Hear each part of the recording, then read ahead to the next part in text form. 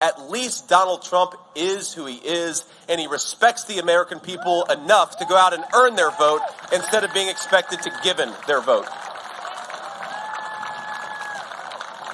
But as you know, the vice president was not in the arena tonight to watch her running mate, Tim Walz, give his big speech. She was watching from her hotel room here in downtown Chicago. He never once said, I know we've got some train noise in the background here, so I'll try to be loud, but he never, it's the Trump train. That's right, ma'am. God bless you.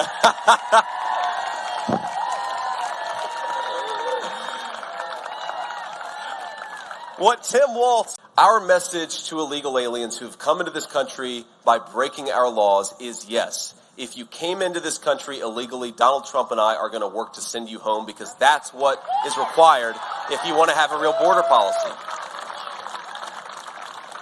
And our message to everybody who wants to come to this country is come through the right channels, because as soon as Kamala Harris is booted out of office, and it's going to happen in just a few short months, as soon as Kamala Harris is booted out of office, we are not open for business to illegal aliens or to the Mexican drug cartels anymore. That is our solemn promise to the American people, and we are very serious about it.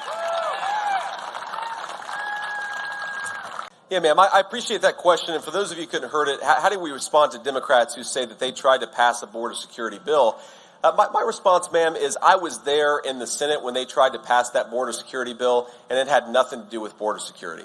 It had to do with codifying a lot of the executive orders of Kamala Harris and Joe Biden that actually further opened the southern border. For example, the policy of catch and release. This is where a person comes into our country, they claim asylum, and then they're released into our country with no follow-up. Sometimes they don't come back for 5 years. Sometimes they don't come back for 10 years.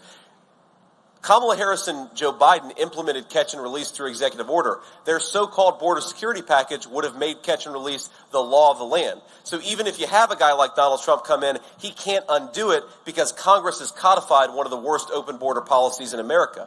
Everybody knows, everybody with an ounce of common sense knows, when Kamala Harris became president, she said she wanted to, vice president, she said, I want to suspend deportations, and she did. I want to stop Donald Trump's Remain in Mexico policy, and she did. The reason why we have an open border is because Kamala Harris undid the policies of Donald J. Trump. We bring Donald J. Trump back, we bring those policies back, we will get border security, but you've got to have a president who wants to do this stuff. Now, I don't know if you saw yesterday, but her VP nominee, Tim Walz, the governor of Minnesota, gave a little speech at the Democratic National Convention. I will say I appreciate the Democrats not being able to keep anything on time, because I think by the time that he spoke, everybody in the state of Georgia was already in bed. And if you weren't asleep at the beginning of the speech, you were sure as hell asleep by the end of the speech. Ain't that right?